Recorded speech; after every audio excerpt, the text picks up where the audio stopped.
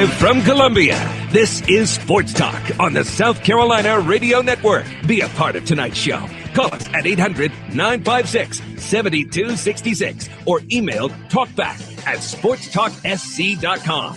Now, here are your hosts for Sports Talk, Phil Kornbluth, Kevin McCrary, and Tom Hayes.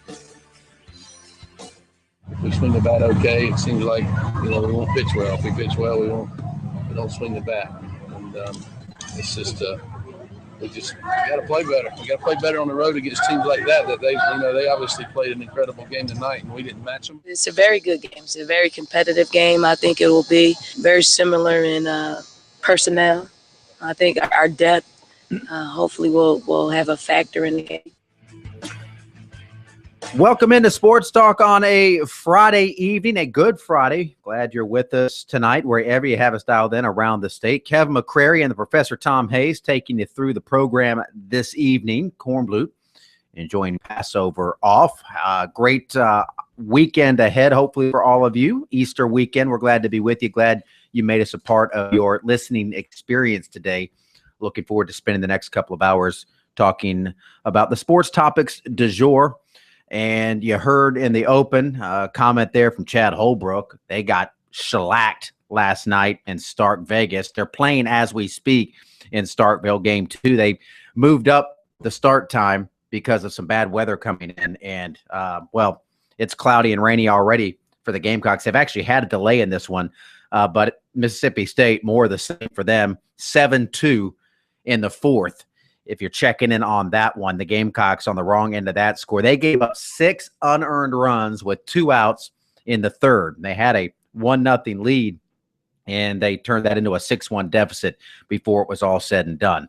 It is not a good time to be a Gamecock or a Tiger baseball fan, that's for sure. Clemson opens its series against North Carolina later tonight. Not a good Friday for South Carolina. Of course, bad Friday. Nothing throws gasoline on the fire like being on one of the portals of ESPNU, while you're getting shellacked last night. But to both programs at a crossroads. We'll see where Clemson goes tonight. Important series there with North Carolina. And Jack needs a sweep. This is sweep territory for Clemson. As far as South Carolina is concerned, you knew going into a dangerous place like Mississippi State that's trying to right their ship was a bad place to go when you're struggling. And South Carolina, now that the bats aren't working and the pitching isn't working, now the defense is falling. Yeah, and that's something that I noticed with them too. I mean, I think they have enough pitching to win. Will Crow and Jack Wynkoop, they have the arms to get through games, but they don't hit very well. They don't play great defense. They have holes in their defense. And the offensive thing, it's got to be concerning if you're Chad Holbrook, and he's trying to plug different guys in there. The bottom line is he's got a handful of guys that are hitting below the Mendoza line that he's forced to play, and you have 3 or 4 guys that are hitting 200 and below in your lineup. That's an issue. I mean, Georgia walked 15 guys in game 1 of their series last week and won. I don't know that I've ever seen that happen in baseball. I mean, they put 15 guys on base, gave you 15 base runners, and you still couldn't muster enough runs to win that game. Sports Talk, we'll have some good stuff on a Good Friday, not just the bad news in baseball.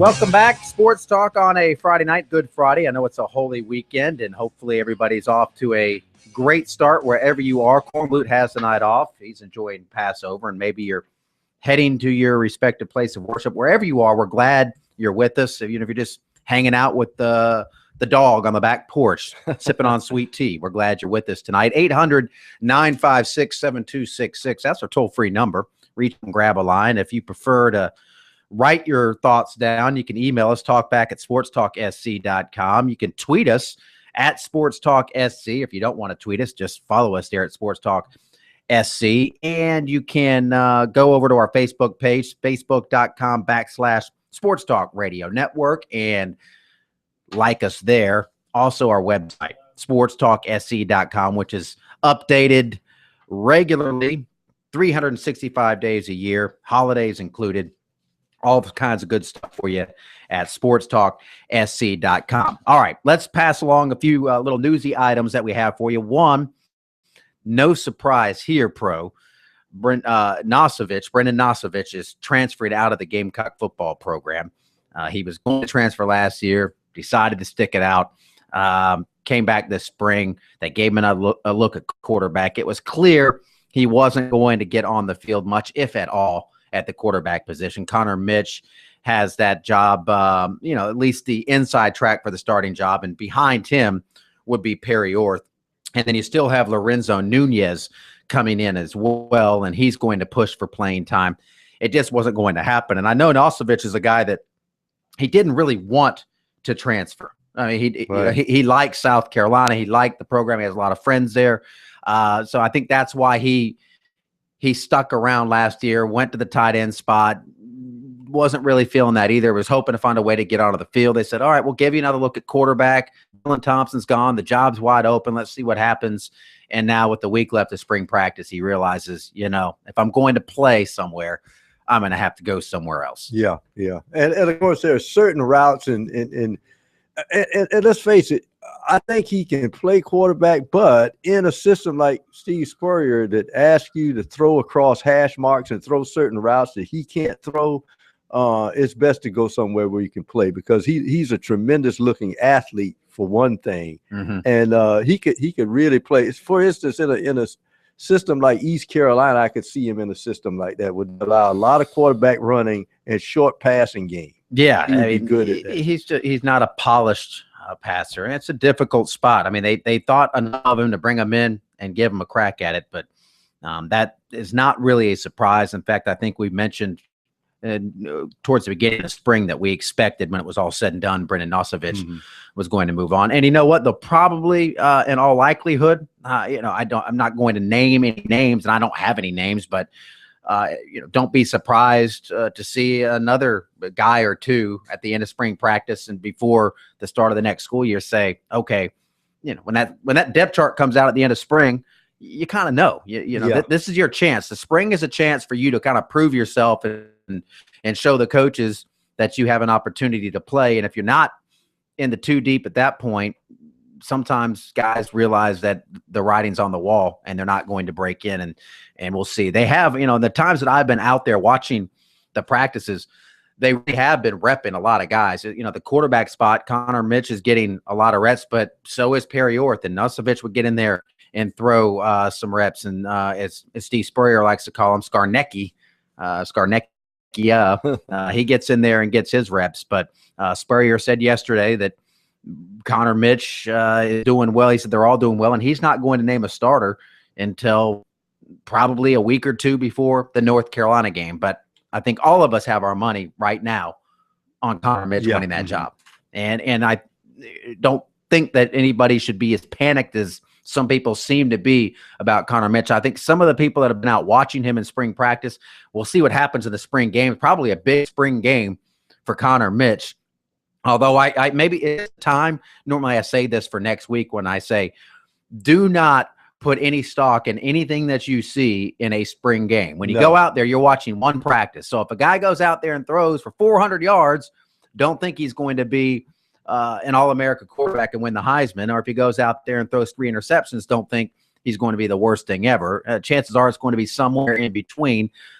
Sometimes you do get legitimate premonitions on what can happen. I was at Clemson a few years ago when Will Proctor threw, a few too many interceptions in the spring game. And he's like, we were messing around out there really. But that was a bad omen for what was going to happen in the season. Offensive line play can struggle in the spring, and that sometimes can show you that you're going to have problems. Last year, Tommy Beecher in the spring game at South Carolina was, between him and I think, that was, that should have told you that he wasn't going to be the guy all season, and he wasn't. So you can pick up on some of those things. And last year I was at Clemson spring game, and here's the other thing that they do: they divide up the teams. So a lot of times you'll have guys around each other that they haven't been playing with it. You have your ones and your twos, but you might have your ones mixed with your twos. Right. So it can make it a little goofy, especially from an offensive standpoint. But last year up at Clemson, they had divided up their defense between the orange and the white team, and both defenses were out there dominating up front on the line of scrimmage. And that's when you say, wow, I mean, they've got a really good defense. The fact that they can split these guys up and have their, guys mixed and matched on both defensive lines, and they're still pushing those offensive linemen backwards. You knew Clemson was going to have a really, really good defense going into last season. They showed that in the spring. And of course, last year's spring game at Clemson, it's going to be hard to talk that drama of Swag Kelly playing terribly on the field and then barking at any coach that got within 4 yards of him on the sidelines. And of course, a few days later, being sent packing, and then packing or saying that he was packing at a club in Buffalo. And now he's in Oxford doing God knows what with God knows who. I will say this. I think South Carolina, as I said before, I was telling Corn that, a magician's idea of performing magic is to get your attention away from what he's doing with his hands, and then voila, there's the trick. Well, I think South Carolina, and this is not a bold statement when I say this. When I look at the personnel that they have on defense, K-Mac, and the coaching staff, I think the defense is going to be much improved. If I'm South Carolina, I'm worried about the O-line. First of all, your veterans are all a mash unit. They haven't been able to practice. And then you got a mix and match, just a mishmash of people on the offensive front. It'll be interesting to see how that offensive front even functions in the spring game, and if Connor Mitch even gets the protection he needs to throw the football. So a key to me is a big question mark to me is, hey, is Connor Mitch going to be the quarterback? Is Connor Mitch going to be on his back this season, and if the running backs don't have any holes? So if anything, I'd be worried about that offensive line. Yeah, I mean, in the spring game, they're just essentially it's going to be the same offensive line for both teams. The USC and Clemson kind of do their spring games a little bit different. Spurrier essentially just goes offense versus defense, and usually about midway through the fourth quarter, he just says, okay, that's good, let's do this little trick play guy running off the sideline, and okay, we're done. That's about how it goes. And Clemson will go to a running clock by the time the fourth quarter rolls around. They're just trying to get out of there without anybody getting hurt. Yeah. They want to get the fans a little bit of a show. But there's always that spring game stud that everybody gets excited about, that rushes for 120 yards or has 4 touchdowns, catches a bunch of passes, makes a bunch of tackles. You're like, this guy's going to be a player, and you never hear about him again until we sit on the show and go, oh, you remember that guy that had the big spring game? Well, he's transferring. That's how that works. But anyway, Brendan Nosovich on his way out. USC did work out this afternoon. They are not doing any media afterwards, so we won't have anything from that practice. And Steve Spurrier is going to be making his way to Tampa. I don't know if they'll practice on Tuesday. They're supposed to practice the Tuesday of next week. The weather's a little goofy. They have 3 days next week, so they might go Tuesday, Thursday, Friday. They might go Thursday, Friday, and then spring game Saturday. He said if the women beat Notre Dame, they might have to call Tuesday. Yeah, he'll stay down in Tampa for the Final Four. All right, we're going to be back. More news and notes to pass along. Tiger Woods, is he going to play in the Masters? We'll tell you.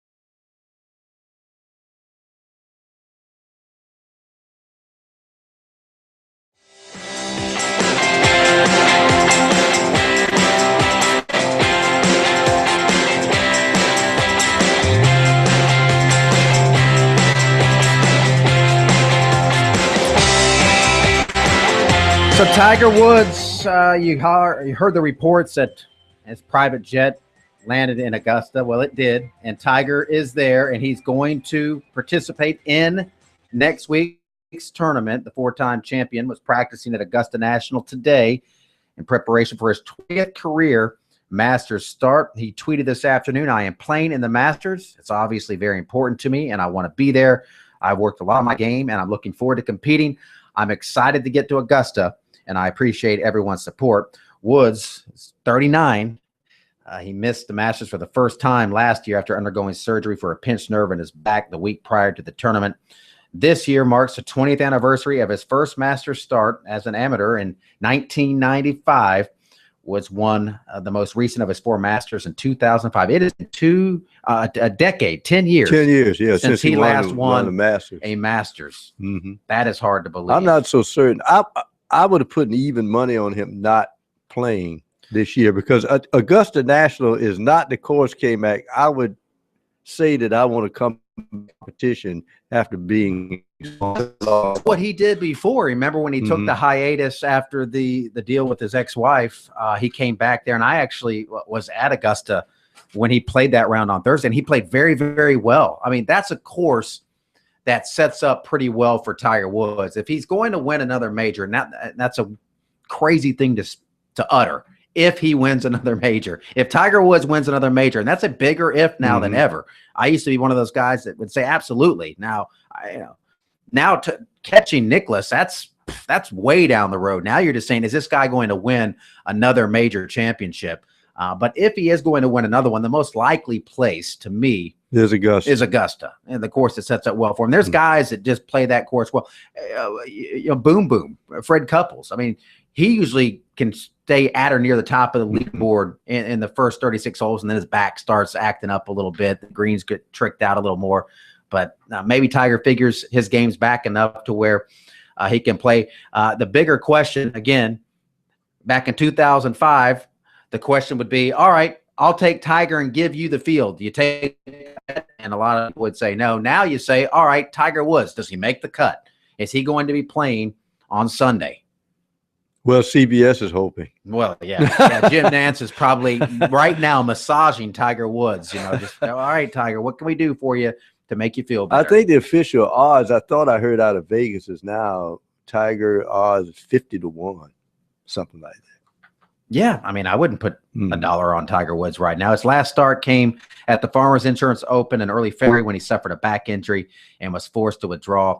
He announced soon after he would recuperate and work on his game before playing again. So he hasn't played a full round in a while. So Tiger Woods will be there next week. And we will have an update from this week's Masters tune-up out in Houston, the Shell Houston Open. John Brooks will join us coming up later this hour, and he'll give us an update from there. Sammy Watkins went under the knife. We'll tell you about that story coming up. We'll also update this USC baseball game in Stark Vegas. It's not going well for the Gamecocks. And Clemson and North Carolina about to get started at Doug Kingsmore Stadium, game 1 of their series.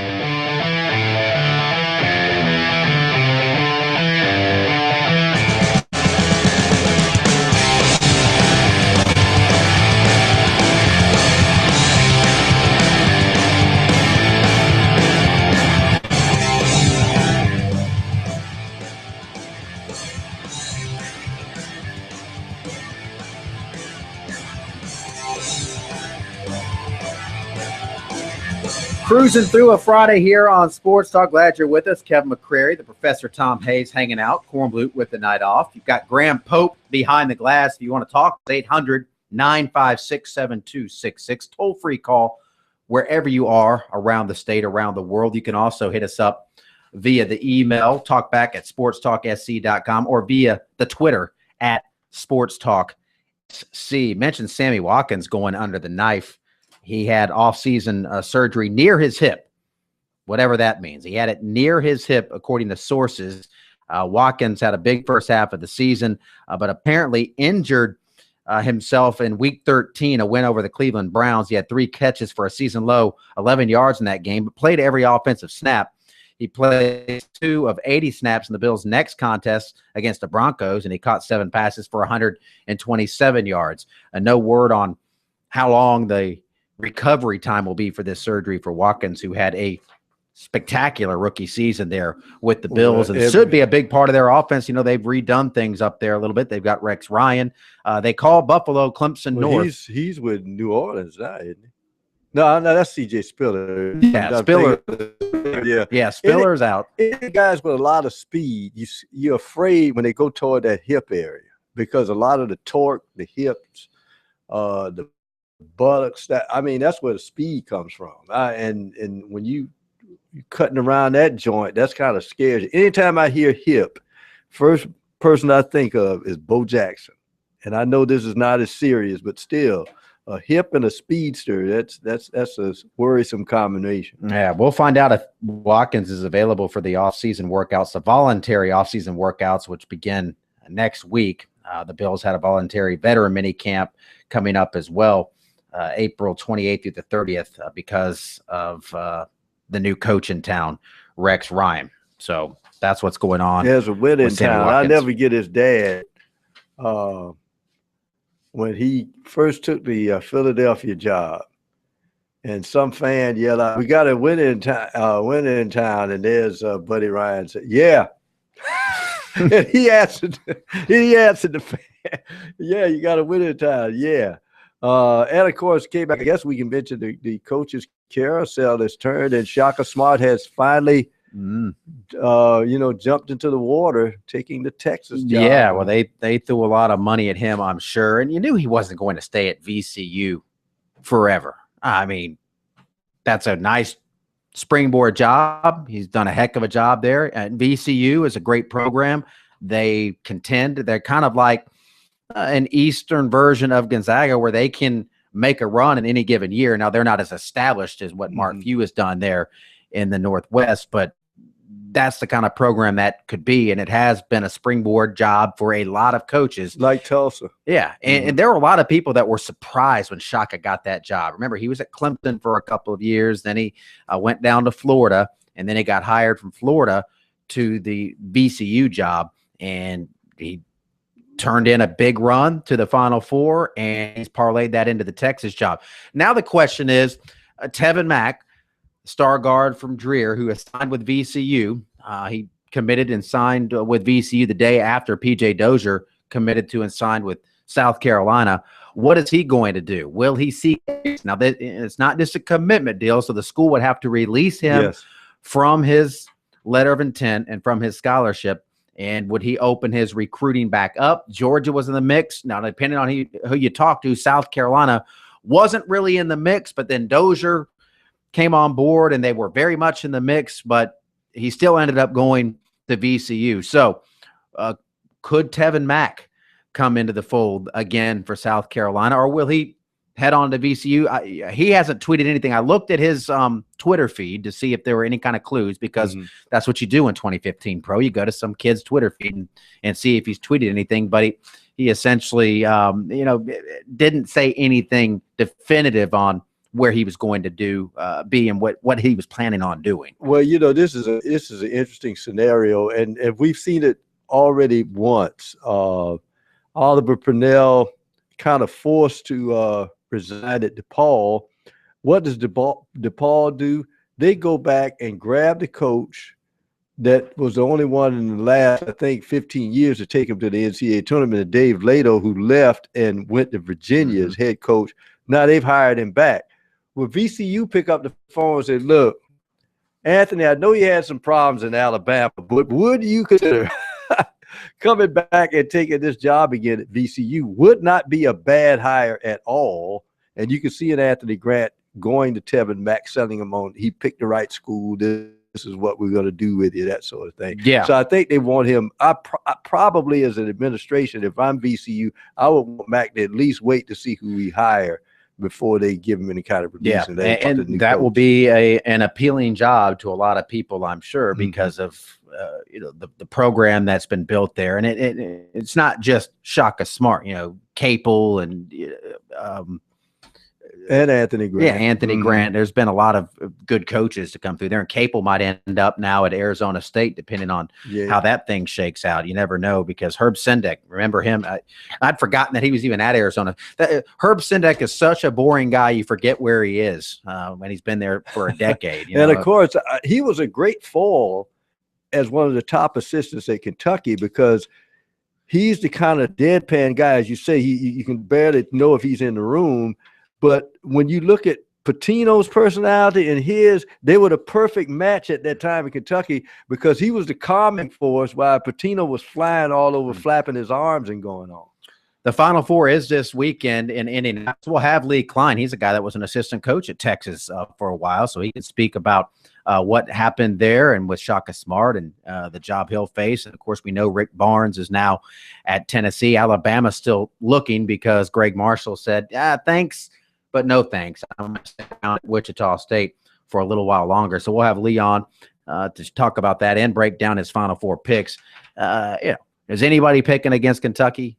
My Final Four on my Bojangles Bracket Buster entry was Kentucky and Duke to play in the championship game. Well, I will say this. Kentucky to win.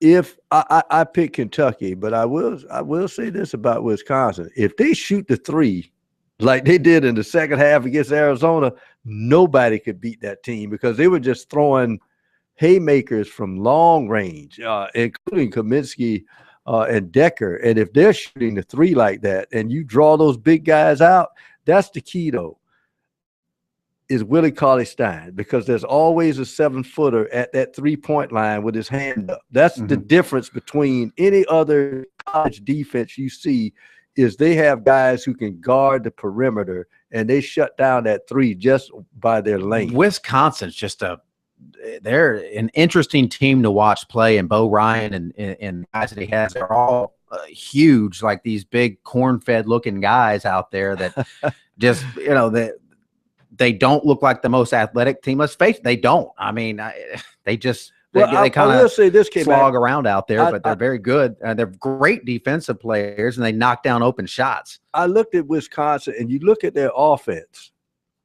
and then I think about it, because I follow this team. Of course, it's my team.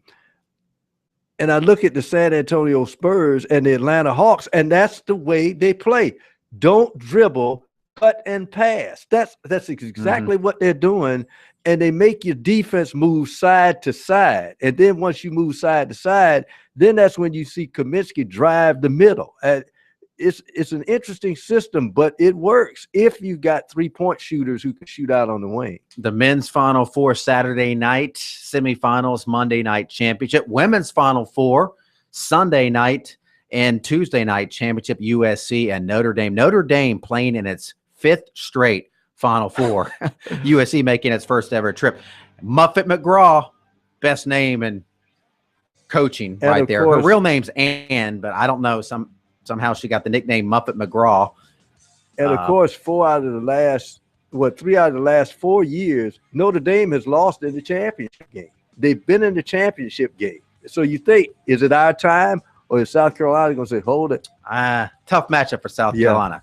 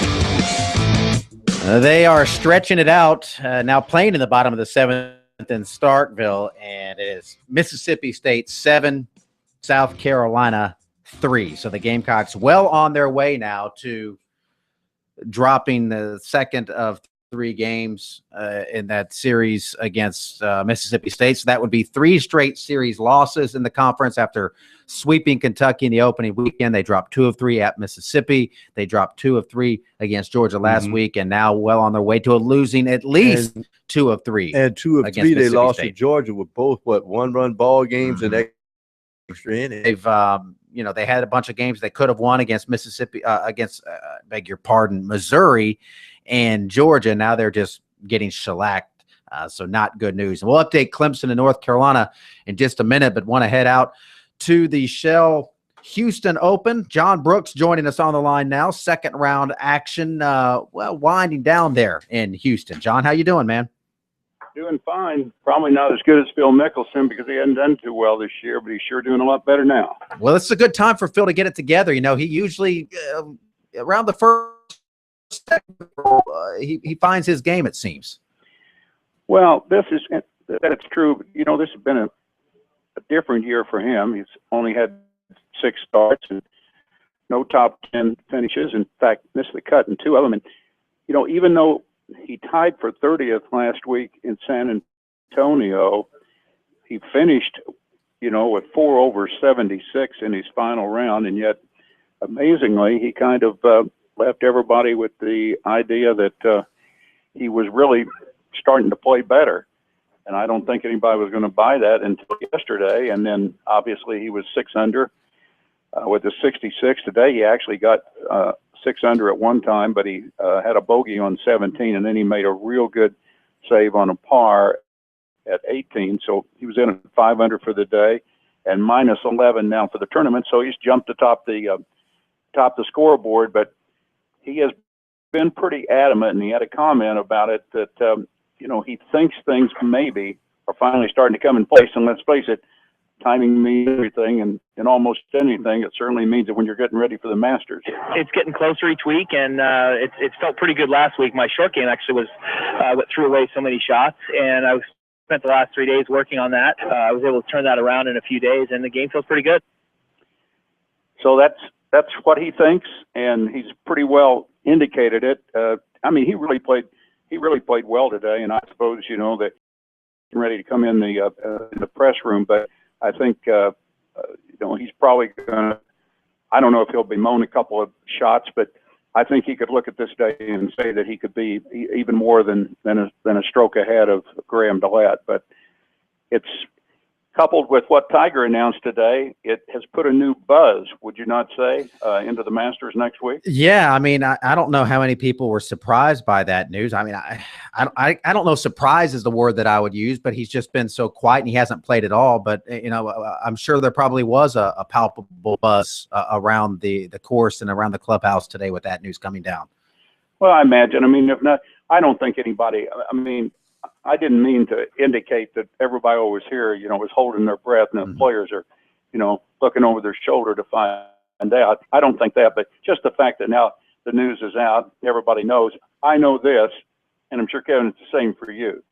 If you had flown your plane all the way to Augusta, wouldn't you just plan to stay? Yeah, I don't think he flew there to eat a pimento cheese sandwich. That's for sure. And yeah, now the players, they don't. I think they root for Tiger now. I think some of these guys that used to be his rival, they want to see him get back, and it's good for golf when Tiger's playing on Sunday and competing. That's good for everybody. Well, I think you're right. I don't think that any purse this year, as unbelievable as they are, has changed because Tiger, hasn't been available. But if you look at the long run, and there'll be a time when he isn't available. But let's face it, there isn't anybody that has a gold mine that doesn't want to keep, panning for gold until it runs out. And so in his case, that's exactly what the situation is. We've seen a decrease in television. Actually, in some places, you don't see any decrease in on-course attendance. So I mean, he is the magnet, and you make a good point that if players are looking, above and beyond the paycheck for the day and all the gratuities that go with their sport, then I think you're right. They probably, maybe all of them wouldn't stand up and say it, but they're probably right. They probably are glad. As far as Mickelson's glad, he's at 11 under. Graham DeLette has never won on the tour, and he is at 10 under. John, thanks so much. We got to leave it there. We hit a break. Have a great weekend there. Great Easter. John Brooks joining us from the show, Houston Open.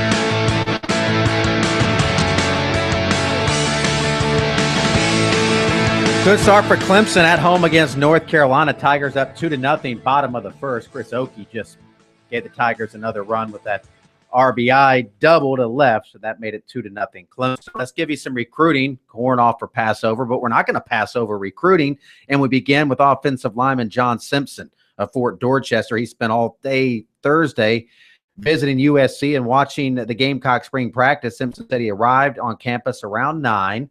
Got a good look at the school, the facilities, and the team during their afternoon workout. Called it awesome. He was joined on the visit by his freshman teammate, quarterback DeCarrion Joyner, who also has a USC offer. He said there really wasn't a downside. He liked it a lot and says the Gamecocks are in his top 5. He hasn't really established a top 5, or at least a strong one yet, but they are in it, along with Clemson in his top 5. No number 1. He said his next visit will be Florida next weekend for the Gators spring game. Highly recruited defensive back Trayvon Mullen of Pompano Beach, Florida, has nearly 40 offers at this point. And he said this week he plans to reveal a top 10 list very soon. Clemson and USC are among the offers. Mullen said both will be on his top 10 list. Mullen has visited both schools and remains in regular contact. Some of Mullen's other offers: Florida, Ohio State, LSU, TCU, Alabama, Florida State, Arkansas, Auburn, Michigan, Ole Miss, Tennessee, and Wisconsin. He recently visited Miami and was at Florida's Junior Day last month. Running back Elijah Holyfield, son of the champ of Atlanta, planned to be at USC Friday to take spring practice in. It would be his second visit to USC this year. So Elijah Holyfield in Columbia as we speak. Deep snapper Patrick Phibbs, 6'3", 220 at Pittsburgh, visited Clemson yesterday. He plans to join the Tigers program in 2016, apparently as an invited walk-on. Linebacker Tobias Little of Atlanta plans to visit Clemson Saturday, and defensive end Ron Johnson of Camden, New Jersey, plans to visit USC next week. And 2017 athlete Darnay Holmes of Newberry Park, California, and 2017 wide receiver Keyshawn Johnson Jr. out of Vallejo, California. They plan to visit Clemson on spring break next week. They both plan to stop by Ole Miss, Tennessee, Nebraska, and Alabama. There it is, tonight's recruiting report. You can get more on these stories on our website, sportstalksc.com. Anything you want to add? I best warm blood impression. Anything you want to add? I was just thinking of what you were just saying. We were just talking before the recruiting news about Wynkoop giving up 14 hits, and after last night, I mean, are we trying to? What's the deal? Jerry Myers must be losing his hair at this point. Is it they are the pitchers affected by the lower seams on the baseball? Who knows? Yeah. Apparently, they're not getting any movement on their pitches. Home runs are up 39% in college baseball, but it wasn't the long ball that hurt them. 6 1/3, 14 hits, 7 runs, only one of them earned. 4 strikeouts for Wynkoop. It's 7-3 Mississippi State with 2 outs in the bottom of the 7th. Top of the hour break, more sports talk coming up.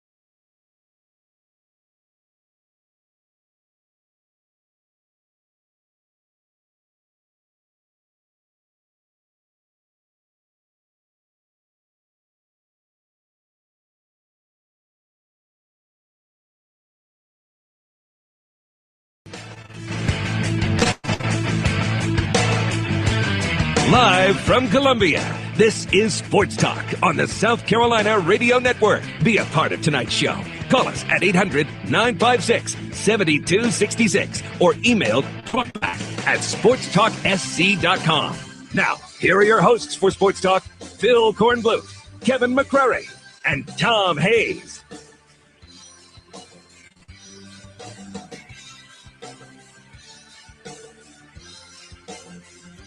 Hour number 2 of Sports Talk here on a Friday, a good Friday. Kevin McCrary, the Professor Tom Hayes, rolling with you tonight.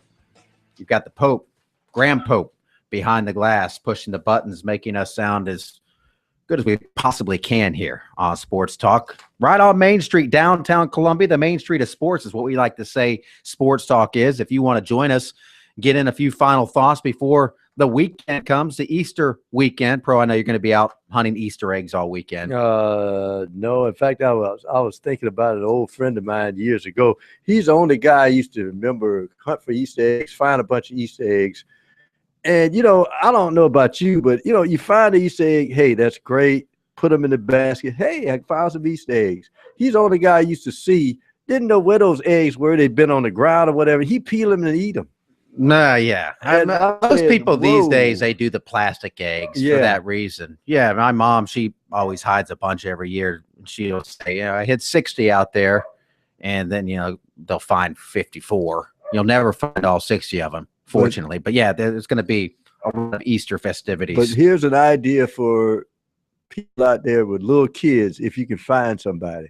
My aunt in Virginia, part of what they kept on their land, and they had a cow and whatever else they had geese. So K-Mac, for the little kids, which I used to be one, even though people don't believe it, for them to help them find eggs, she would selectively dye a dozen goose eggs. You know how big those things are. Where do you get a goose egg? Well, they kept geese. Oh, okay. So yeah, so that's nice to have. She died. I don't have any geese floating around my house. And these, some of those goose eggs are almost big as a grapefruit. Now, you boiled the eggs before you got them, right?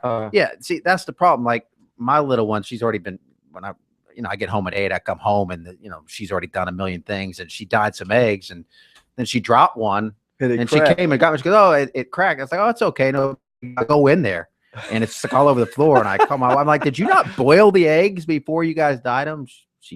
No, you're supposed to. Well, even I knew that. Yeah, even I knew that. You boil the eggs, you got the dye. I forgot what the name of the dye was, but also you mixed it. I think in the dye you mixed in water, the dye, and vinegar, and a dash of vinegar. Yeah, and you dip the egg into it. Yeah, to dye. Gotta have a little vinegar in there. But yeah, so the egg decorating's already begun. But anyway, hope everybody has a great holiday weekend, a great Easter, and you got some basketball sprinkled in there on Saturday to keep you going in between dyeing the eggs and putting the baskets together.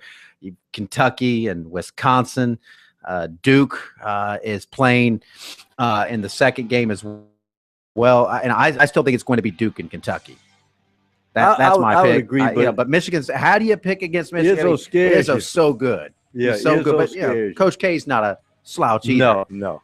Lee Klein, we hope to connect with him coming up here after the next break. We'll talk some college hoops with Lee Klein from Slam Magazine.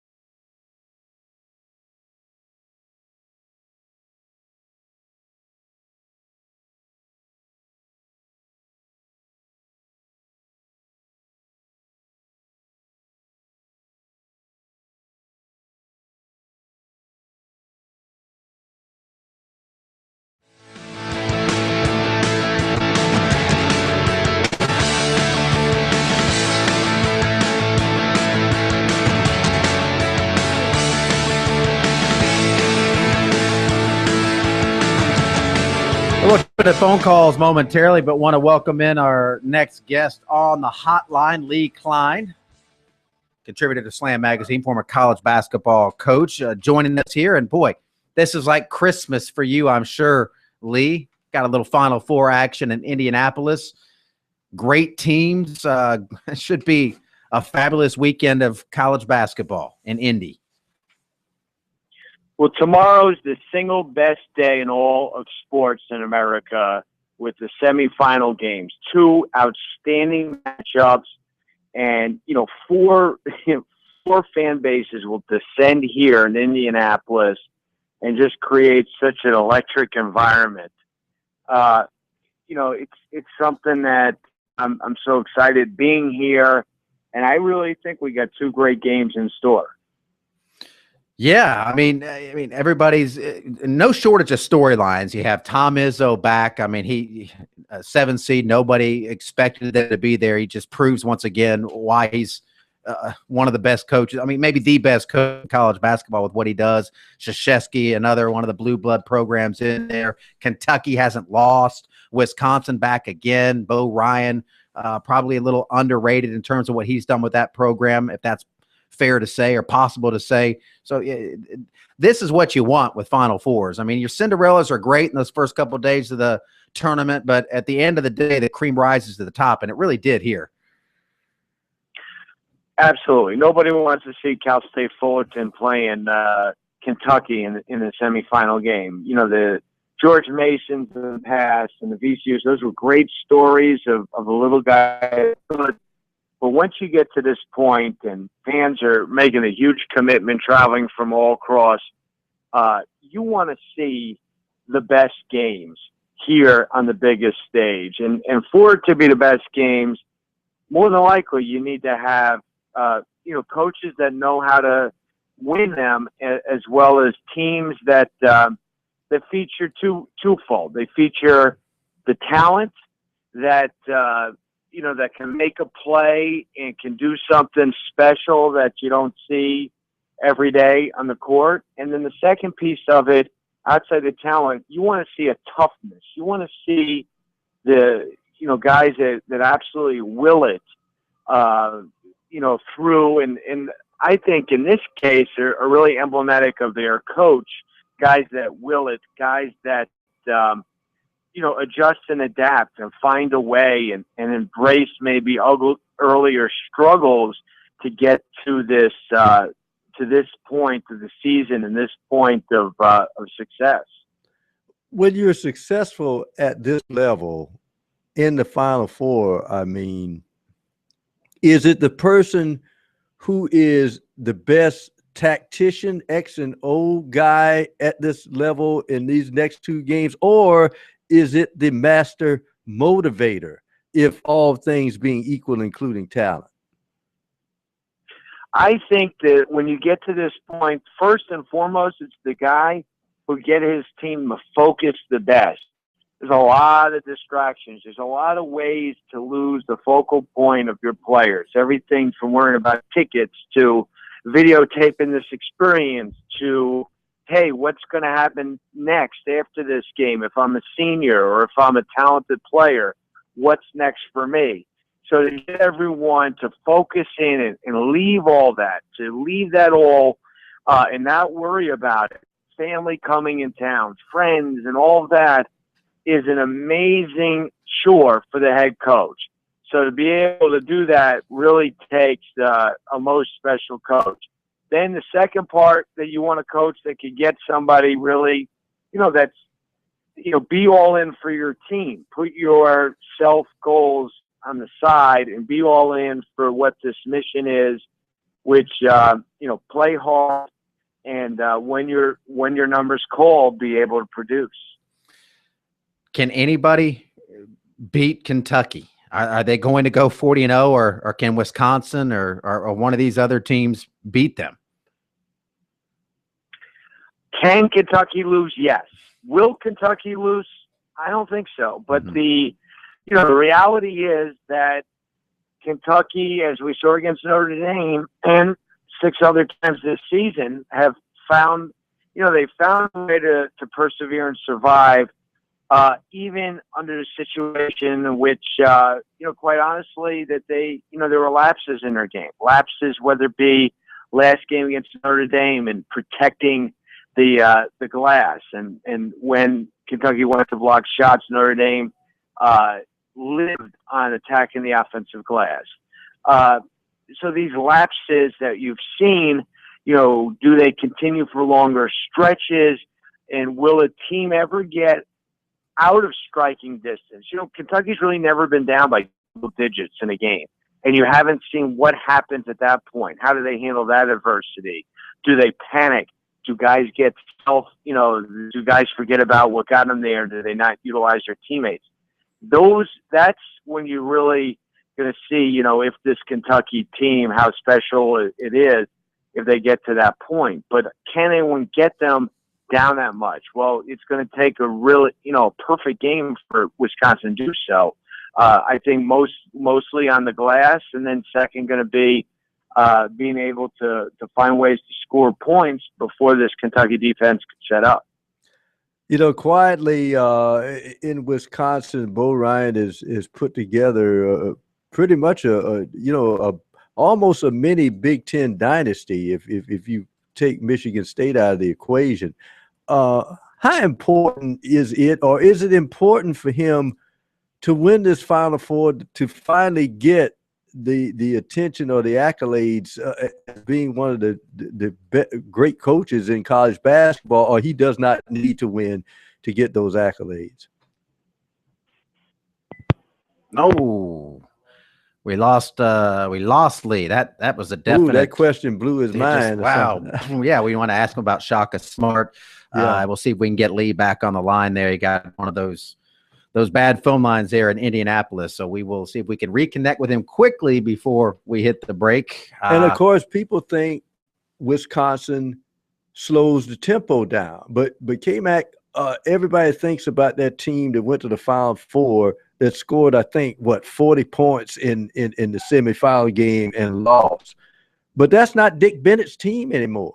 And this Wisconsin team, yes, they will play a deliberate style, but this team scored nearly 80 points a game. So, I mean, it's not a team that's going to slow it down. They will run when they want to, and they got some dead-eye shooters from outside. And the one thing about Kentucky is the fact that their big men can monopolize the paint defensively. However, Wisconsin can invert the floor because the guards can rebound and their big men can shoot the three. So that'll be an interesting contrast in styles between the and that's teams. what Notre Dame did. They had a size disadvantage. Right. They spread them out. And, when Notre Dame was hitting those shots, they had Kentucky on the ropes for a good chunk of that game. Let's face it, Notre Dame took a three at the buzzer that would have won that thing. So Kentucky can be beat, and there's three teams there that are capable of doing it, and three coaches that are going to try to do things that Kentucky doesn't like. And now the question is, can they pull it off? Can they execute it? Notre Dame came up just a little bit short. Will Bo Ryan's squad be able to do it?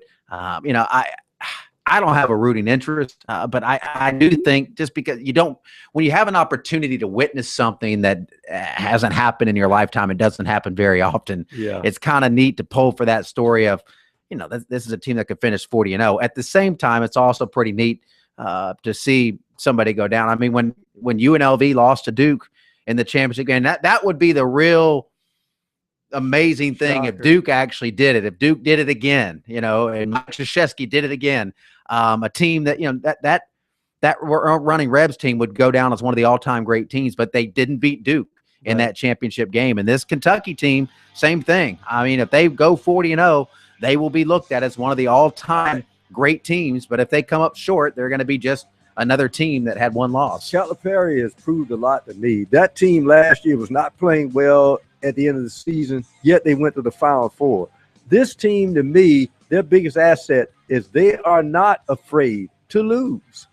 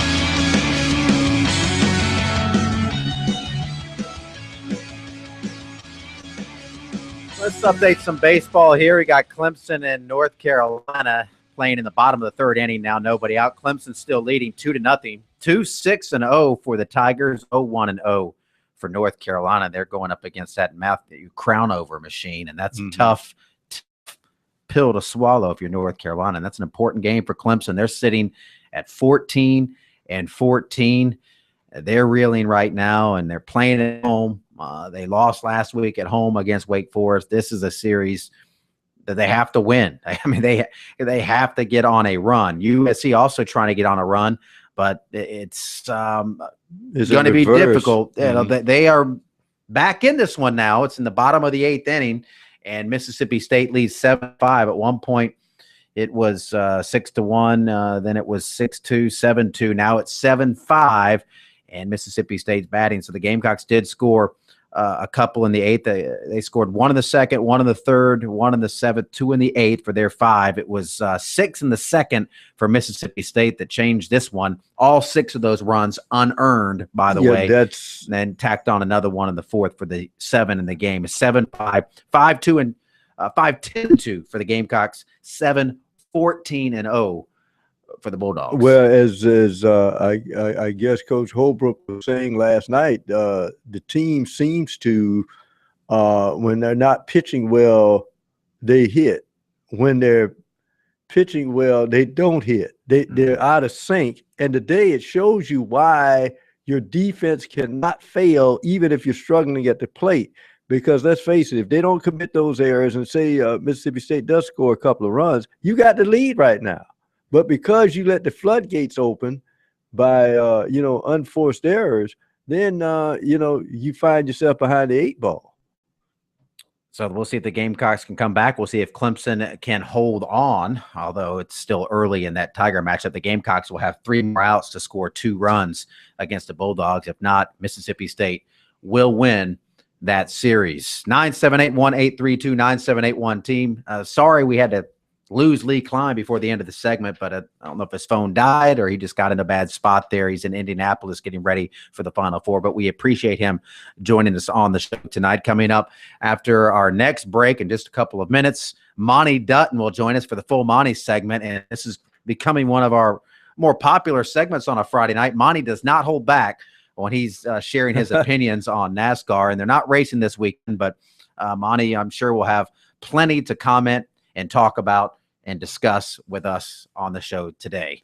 And of course, we wanted to, talk about a little bit more basketball, but we can mention it. Of course, Shaka Smart at Texas, and now we hear that Alabama's turning their attention to Richard Pitino of Minnesota, and that'll be interesting to see there. Now, here's the argument I get into with people. When I hear the national pundits saying that Alabama is not I kind of cringe at that because, at one point, Mark Gottfried had them in the Elite 8 just a few years ago. And let's face it, guys like Robert Ory, Sprewell, those guys came from Alabama. Great professionals have come out of that school in basketball.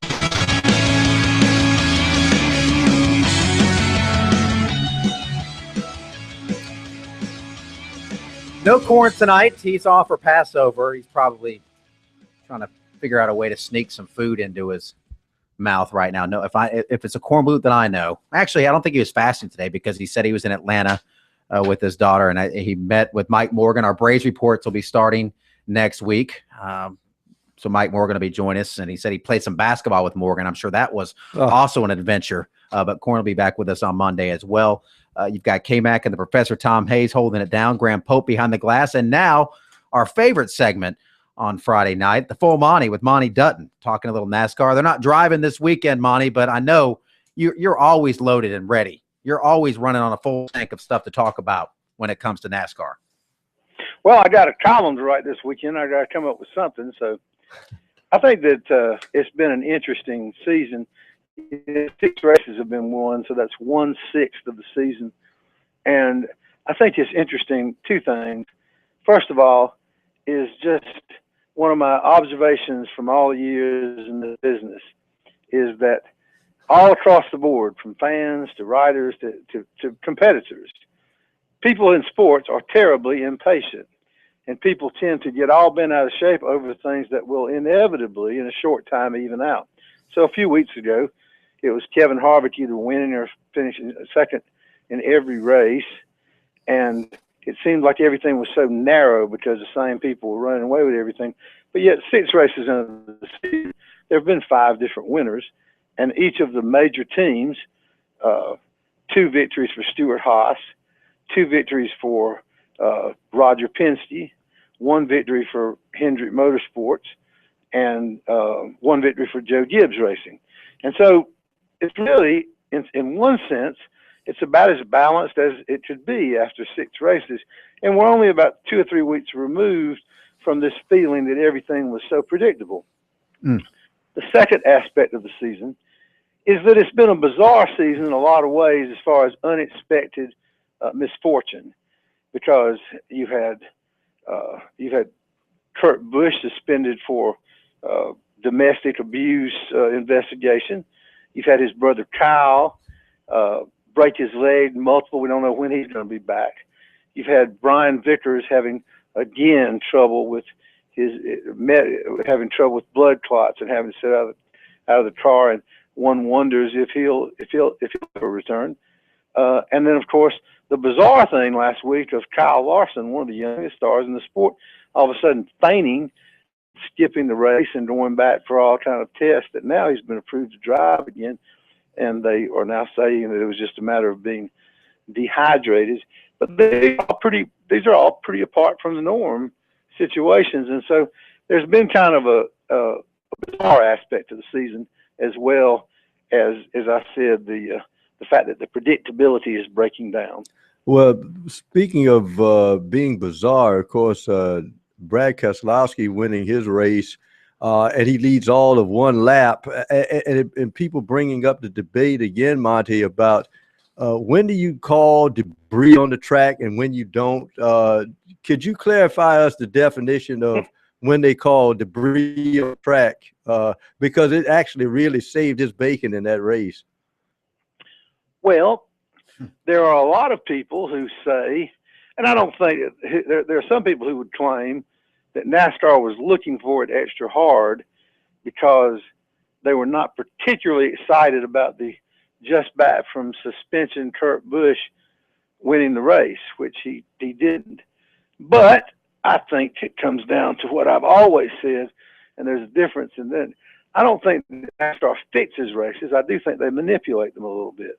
And I think most of the time, well, I mean, I don't really think, I think that when you're a responsible watcher of the races, and this is difficult when you're like me and I'm mainly watching from a distance, I think whenever there's a conspiracy theory, I think it's only responsible if there's some iota of proof that there's something to it.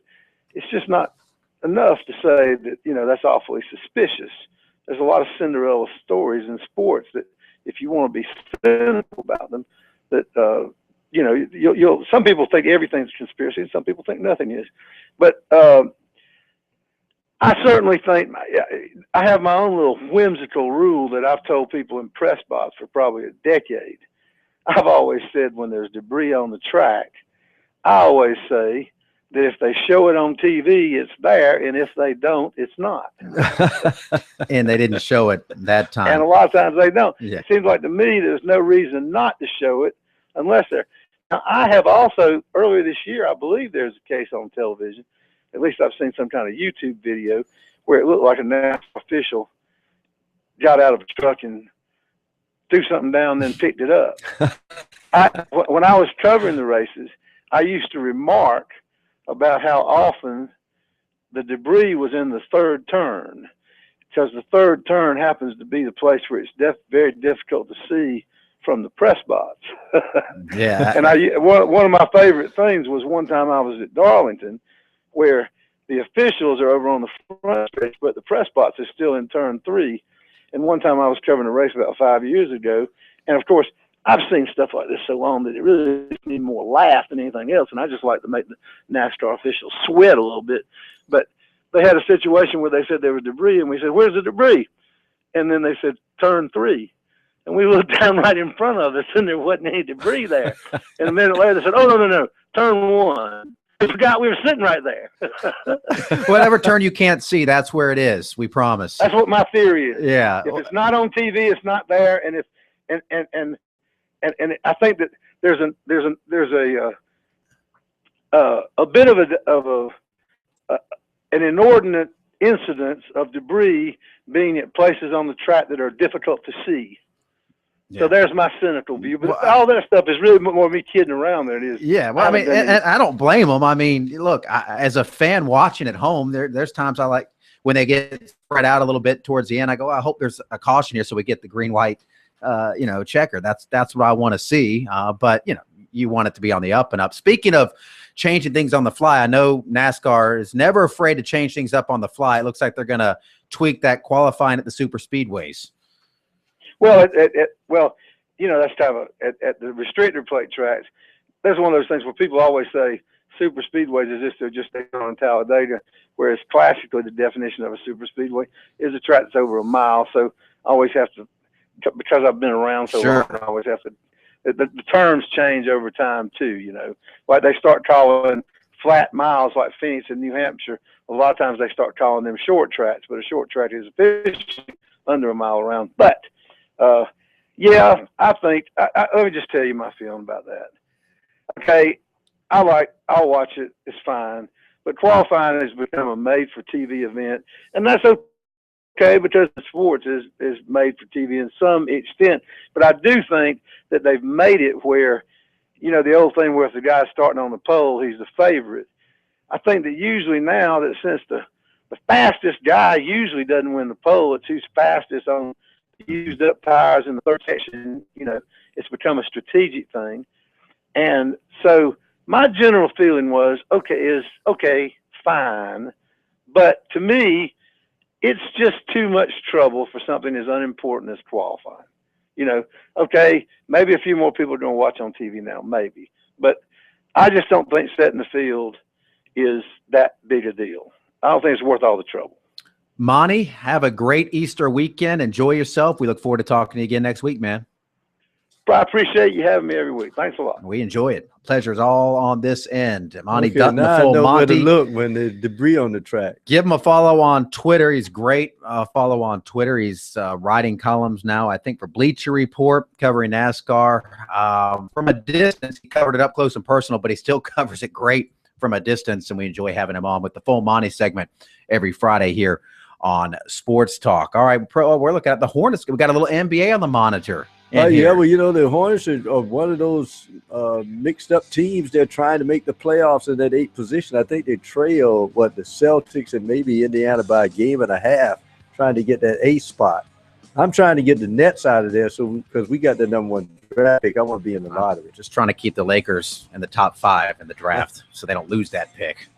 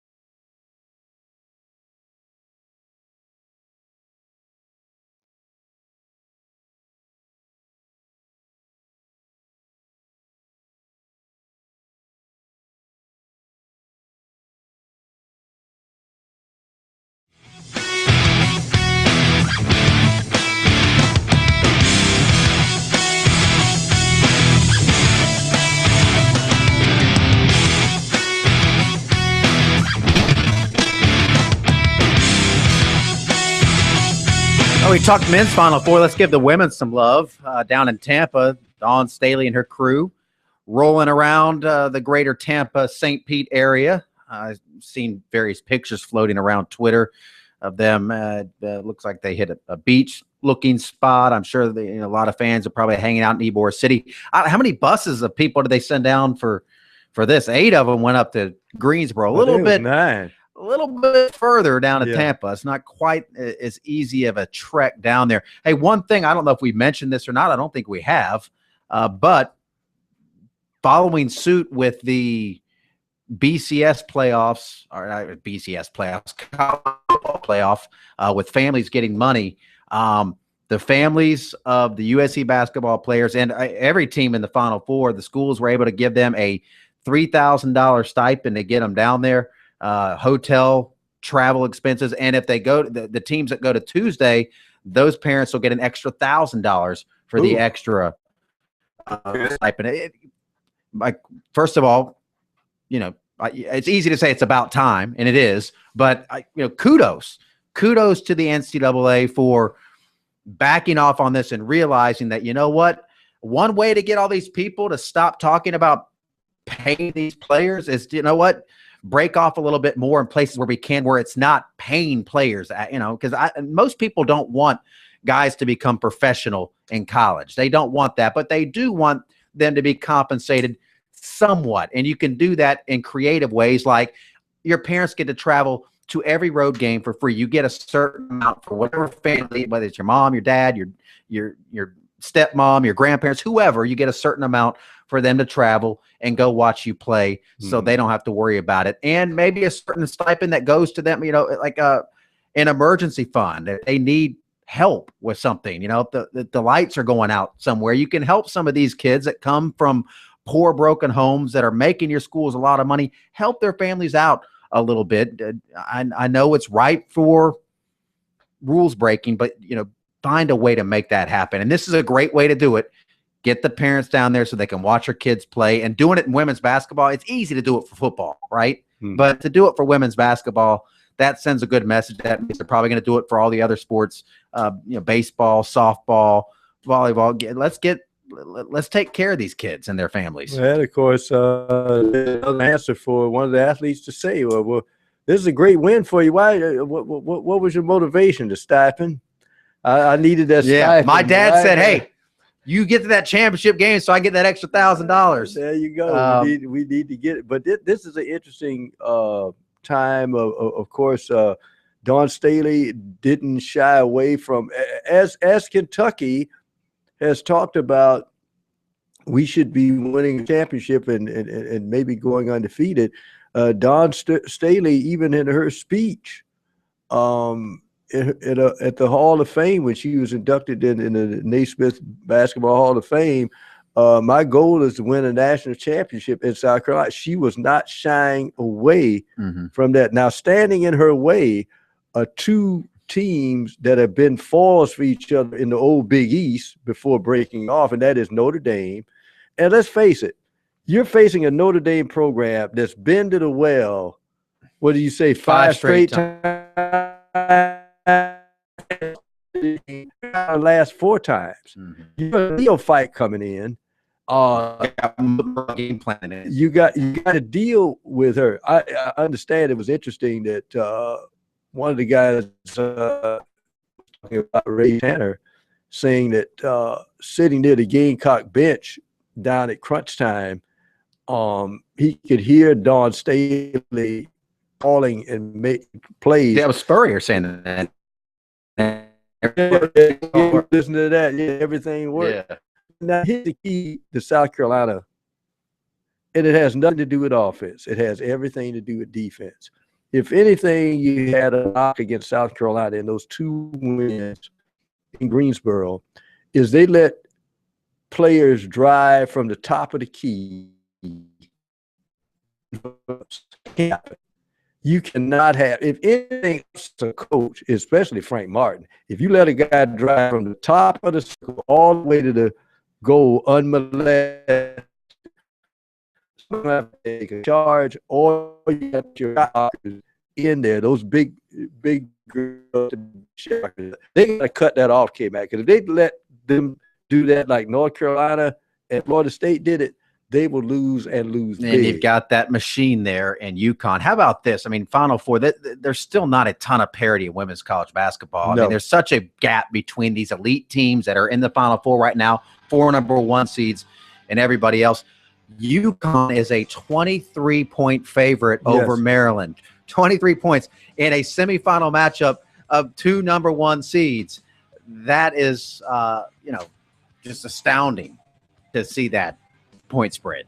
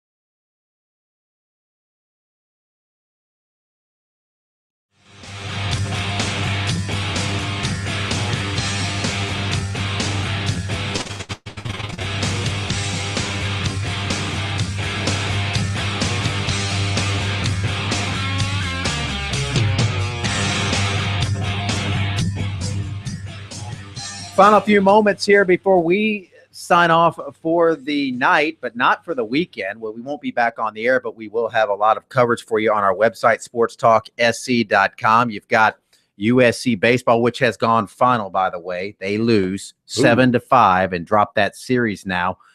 They'll have a chance to salvage the final game tomorrow, but we'll have the post-game story up on our website for you momentarily at sportstalksc.com. Clemson on top of North Carolina, 5-0 in the top of the 5th. So they are in good shape there at Doug Kingsmore Stadium. We'll have that story posted as well at sportstalksc.com. USC is scrimmaging tomorrow, and we will have that covered for you on the website. I wanted to be out there. We try to be at all the scrimmages, but I've got a birthday party. I want to say happy birthday to my lovely stepdaughter, Anna Banana, who is doing great and having a birthday party tomorrow. So that's where I will be. But we will have the story up on the website. Okay. And well, you need to be at the birth. Since she's still young, we can ask what her age is. She's 18. Can you believe 18. that? Okay. How about that? Yeah, she's been through a lot for a girl that's 18. Anna's the one that had the kidney surgery over the summer. So very excited for her 18th birthday. So I want to, on the air, wish her a happy birthday. And she's going to have a big birthday fiesta tomorrow. So we're looking forward to that. But we will have coverage for you at sportstalksc.com, not of the birthday party, but of spring practice and the USC baseball game and the Clemson, North Carolina baseball game, which there'll be game 2 of that series for the Tigers tomorrow. And it'll be interesting to see what the quarterback situation is. And of course, Connor Mitchell now has control of the offense. What he does in this scrimmage a week just before they play the spring game. And of course, from all reports, he has taken to being the number one guy, getting all the snaps. And sometimes that's all it takes is the repetitions and learning the offense, knowing how to lead, which he's done before in high school. He was a record-setting quarterback in the state of North Carolina in Raleigh. So it'll be interesting to see what happens. And, of course, the maturation of these young receivers. Because Pharaoh Cooper, he's a given, and somebody has to be the pressure release from the double and triple teams, and that has to emerge out of this spring at least until we get to the fall. Yeah, and I'm interested to see how that plays out. I know Debo Samuel's drawing some rave reviews. Spurrier mentioned Terry Guger yesterday after practice, but they lost a lot of good pass catchers in that offense for one reason or another.